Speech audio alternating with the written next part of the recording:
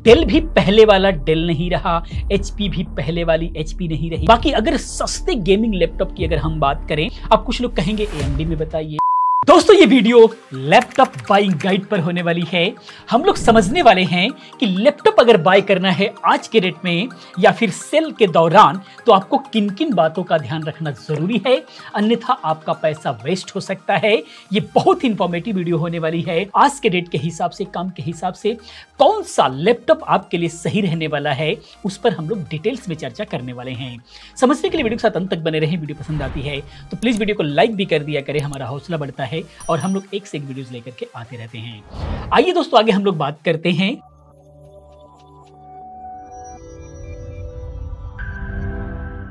सबसे पहले हम लोग इसी बात पर बात करते हैं कि हमें लैपटॉप कौन सा बाय करना चाहिए। उसके लिए हम लोग सबसे पहला सवाल अपने आप से क्या पूछें कि हमारे पास बजट कितना है या फिर हमारा काम क्या है।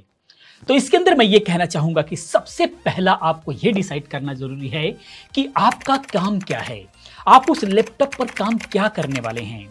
हो सकता है कि आपका जो बजट बैठ रहा हो वो 30,000 का हो, लेकिन आपका जो काम है वो 40,000 पर होने वाला हो, तो आप 30,000 का लैपटॉप लेकर के ही क्या करेंगे कि उसके अंदर आपका काम हुआ नहीं और वो जो है आपका 30,000 भी बेकार गया। तो यहाँ पर दोनों ही चीजों का कॉम्बिनेशन सही से होना बहुत जरूरी है।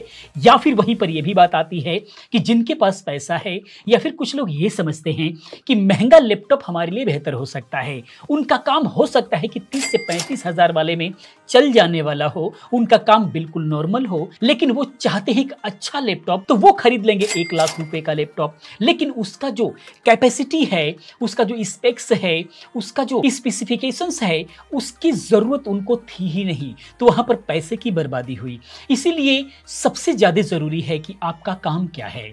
तो अगर हम काम के बारे में बात करें कि अगर आपका नॉर्मल काम हुआ, ऑफिशियल वर्क करना है, डे टू डे टास्क करना है, कुछ ऑनलाइन सर्फिंग वगैरह का काम करना है, यानी कहने का मतलब कोई बड़ी गेमिंग्स या फिर वीडियो एडिटिंग यानी प्रीमियर प्रो वगैरह छोड़ करके, वीडियो एडिटिंग से गेमिंग छोड़ करके नॉर्मल जितने भी सारे काम हैं, अगर वो काम करना चाहते हैं, कोडिंग करना चाहते हैं, आप स्टूडेंट हैं, अपने लिए सारे लेटेस्ट सॉफ्टवेयर वगैरह अगर आप चलाना चाहते हैं, सीखना चाहते हैं, इस टाइप का अगर आपके पास काम है, तो आप बजट की हम बात नहीं करेंगे। बजट की बात अगर हम करें भी तो यहां पर कम से कम जो आपको प्रोसेसर सेलेक्ट करना है, प्रोसेसर बहुत ज्यादा मायने रखेगा। आज के रेट में कम से कम 11th जनरेशन का प्रोसेसर आपको सेलेक्ट करना होगा, जो कि आपको 30,000 से लेकर के 40,000 के बीच में आज के रेट में इस सेल के दौरान आपको मिल जाएगा बहुत ही अच्छे डिस्काउंट पर, जिस पर वीडियोस में लगातार दूंगा। चैनल पर बने रहेंगे तो आपको पता चलेगा। तो कम से कम 11th जनरेशन होना चाहिए अगर इंटेल के साथ जा रहे हैं। अगर 12th जनरेशन ले रहे हैं या फिर आप 13th जनरेशन ले रहे हैं तो और बेहतर हो सकता है। क्या बेहतर हो सकता है? अगर 12th जनरेशन या फिर 13th जनरेशन लेते हैं तो वहां पर बैटरी में आपको बहुत ज्यादा, बैटरी का जो बैकअप है उसके अंदर बहुत ज्यादा आपको जो है इंप्रूवमेंट दिखेगा। रीजन क्या है उसका कि जो 12th जनरेशन और जो 13th जनरेशन जो लैपटॉप है, जो प्रोसेसर हैं, उसके अंदर आपको एफिशिएंट कोर अलग मिलता है और परफॉर्मेंस कोर अलग मिलता है।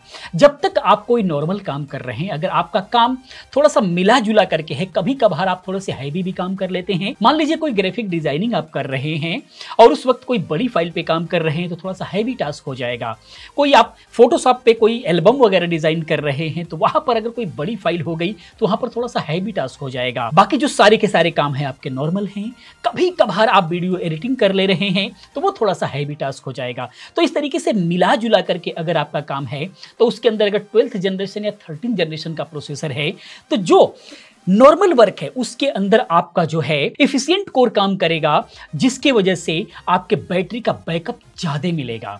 लेकिन जिस वक्त आप थोड़े से हैवी काम करेंगे तो जो कोर इसके अंदर डिसाइड हो रखे हैं परफॉर्मेंस के लिए, वो परफॉर्मेंस कोर आपका जो है यूज होने लग जाएगा, तो आपको परफॉर्मेंस भी बढ़ करके मिल गया, वहां पर बैटरी बैकअप थोड़ा सा कम हो गया। तो यहाँ पर 12th जनरेशन और 13th जनरेशन आपके लिए बेहतर हो सकता है, लेकिन इसका बजट अभी हाई है। 12th जनरेशन 40 से ऊपर जाएंगे तो आपको मिल जाएगा, 13th जनरेशन 50 से अबव जाना पड़ेगा, 60 तक पहुंचना पड़ेगा तो 13th जनरेशन मिलेगा। अब कुछ लोग कहेंगे एएमडी में बताइए, तो तो AMD के अंदर अगर आपको बेहतर बैटरी बैकअप वगैरह चाहिए तो आपको 5th जनरेशन Ryzen 5 का 5th जनरेशन ले सकते हैं, या फिर बेहतरी के लिए आप 7th जनरेशन तक जा सकते हैं। 7th जनरेशन 50 to 60,000 के आसपास में आपको लैपटॉप मिल जाएगा। वहां पर बैटरी बैकअप भी आपको बेहतर देखने को मिल सकता है। लेकिन लैपटॉप के अंदर अगर आप थोड़ा सा 50 to 60 जा रहे हैं, नॉर्मल वर्क है, तो इंटेल का 12th generation and 13th generation आज के डेट में बहुत अच्छा आपके लिए रह सकता है। मल्टीटास्किंग में भी बहुत अच्छा परफॉर्मेंस अभी फिलहाल के लिए दे रहे हैं। और Ryzen 5 का आप 7th जनरेशन भी ट्राई कर सकते हैं, वो भी बहुत अच्छा काम कर रहा है। तो इस तरीके से लेटेस्ट अगर लेते हैं तो ये फ्यूचर प्रूफ भी रहने वाले हैं। अब हम फ्यूचर प्रूफ पे बात करते हैं।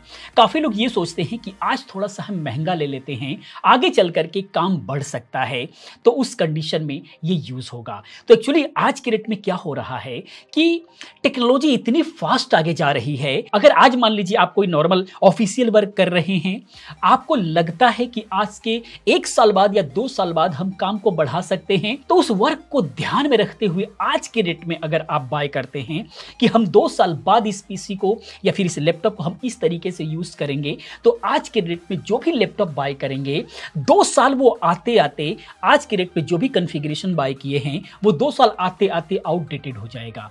तो यहां पर आपका पैसा बेकार गया।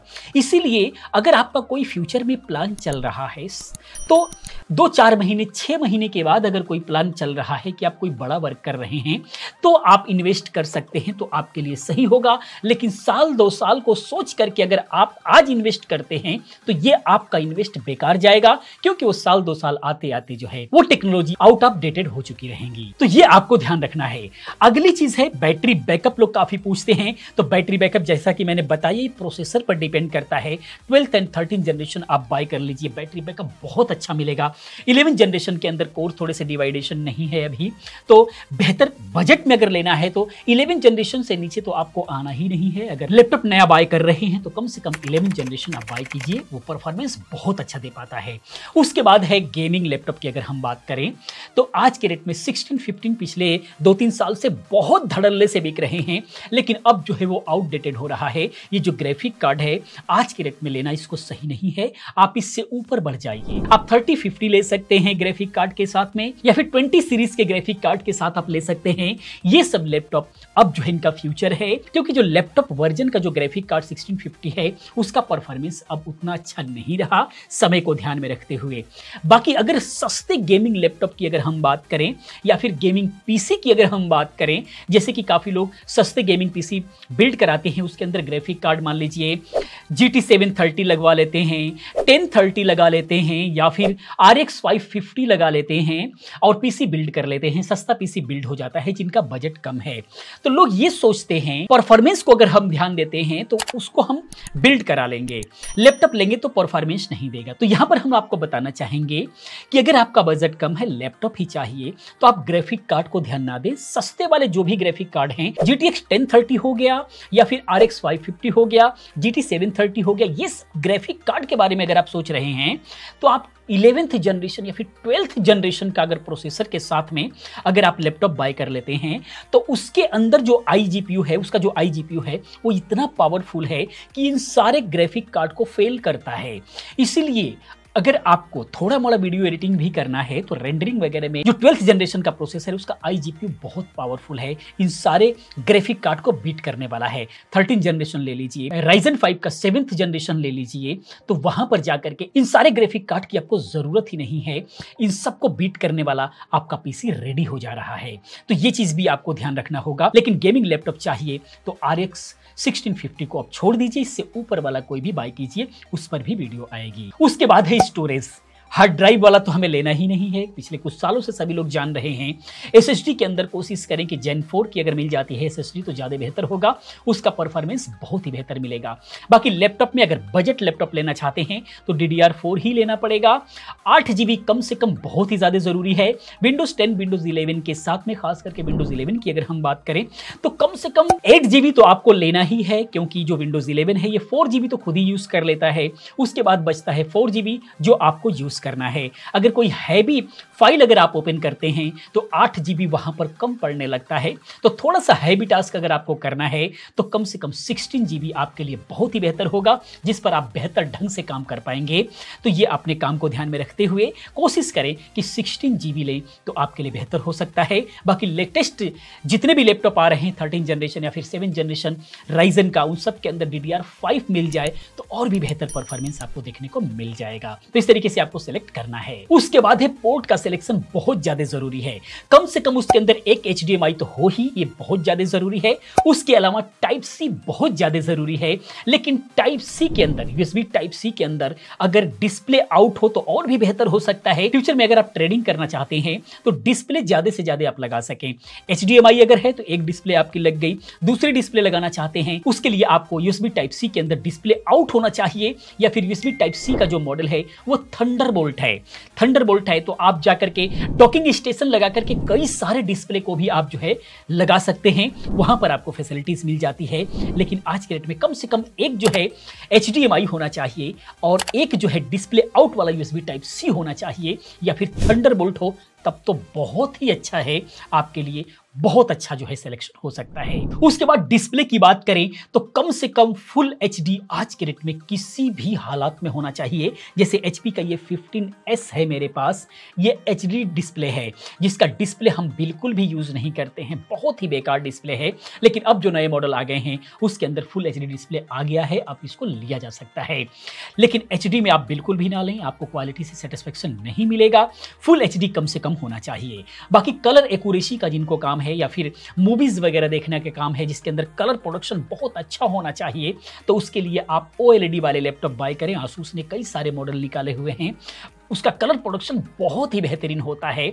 या फिर QHD वाला आप बाय कर सकते हैं, बहुत ही अच्छा उसकी क्वालिटी आपको मिलेगी, कलर प्रोडक्शन बहुत अच्छा होगा। sRGB 100% डिस्प्ले वाले लैपटॉप को बाय कीजिए, वहां पर कलर एक्यूरेसी, जैसे आप फोटो प्रोसेसिंग वगैरह का काम कर रहे हैं, ग्राफिक डिजाइनिंग का काम कर रहे हैं, तो वहां पर ये सारी चीजें बहुत मायने रखती हैं। तो इन सारी टेक्निकल स्पेसिफिकेशंस को ध्यान में रखते हुए आपको सिलेक्ट करना है। उसके बाद लास्ट में हम लोग बात करते हैं ब्रांड के बारे में। आप लोग बहुत पूछते हैं कि किस ब्रांड का जो है हमें लैपटॉप बाय करना चाहिए, तो आज के रेट में मैं आपको बताना चाहूंगा कि काफी लोग कहते हैं डेल बहुत अच्छा है, तो अब जो आज के रेट में डेल भी पहले वाला डेल नहीं रहा, HP भी पहले वाली HP नहीं रही। सब लोग कंपटीशन का सामना कर रहे हैं, तो सब लोग आपस में बेहतर बनने के लिए लगभग सभी कंपनियों का जो है सर्विस भी अच्छी मिल रही है, सर्विस भी आपको बेहतर मिल रही है और साथ में ही क्वालिटी भी इंप्रूव कर रहे हैं सभी लोग। कुछ लोग कहते हैं आसूस अच्छा नहीं होता, जल्दी खराब हो जाता है। कुछ लोग कहते हैं एसर अच्छा नहीं होता है, जल्दी खराब हो जाता है। कुछ लोग कहते हैं HP लेना है, HP जल्दी खराब नहीं होता है। मैंने तो 2 बार HP लिया और HP में ही फंस गया, तो मैं क्या कहूं कि HP खराब है, ऐसा नहीं है। मेरे पास करीब 10 से 12 लैपटॉप हैं जो मेरे ऑफिस में सब लैपटॉप ही यूज होता है, लेकिन वो मल्टी ब्रांडेड है इसीलिए, और किसी में दिक्कत नहीं आती है। कभी कभार थोड़ी मोड़ी प्रॉब्लम आ गई, अगर हाँ कभी दिक्कत आई है तो मैंने HP में बहुत झेला है, लेकिन हाँ सर्विस बहुत अच्छी मिली, उसके अंदर कोई प्रॉब्लम नहीं है, सर्विस से कोई दिक्कत नहीं है। तो सर्विस लगभग मैंने कईयों का ट्राई कर लिया है, बहुत अच्छा सर्विस, क्योंकि सभी को मार्केट में चलना है, अपनी सेल्स को बढ़ानी है, तो सर्विस पूरी इंडिया में किसी की भी प्रॉब्लम नहीं कर रही है।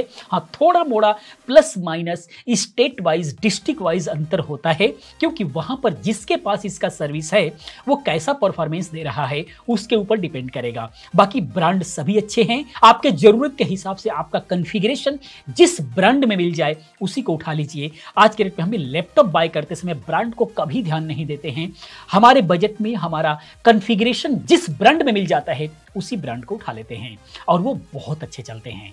तो दोस्तों ये थे लैपटॉप बाय करते समय ध्यान रखने वाली बातें जो आपको ध्यान रखना है। उसके बाद लैपटॉप बाय करेंगे तो आप कभी भी धोखा नहीं खाएंगे। तो दोस्तों ये वीडियो इन्फॉर्मेशन आपको कैसा लगा प्लीज आप कमेंट में जरूर बताएं। इसी प्रकार की तमाम वीडियोस को देखने के लिए चैनल को सब्सक्राइब करें, चैनल के साथ बने रहें, क्योंकि इस टाइप की तमाम वीडियोस मैं लेकर के आता रहता हूं। मैं मिलता हूं नेक्स्ट किसी और अच्छी इन्फॉर्मेटिव वीडियो के साथ में। पूरी वीडियो देखने के लिए, चैनल को सब्सक्राइब करने के लिए आप सभी का बहुत बहुत दिल से धन्यवाद करता हूं। आपका दिन शुभ हो।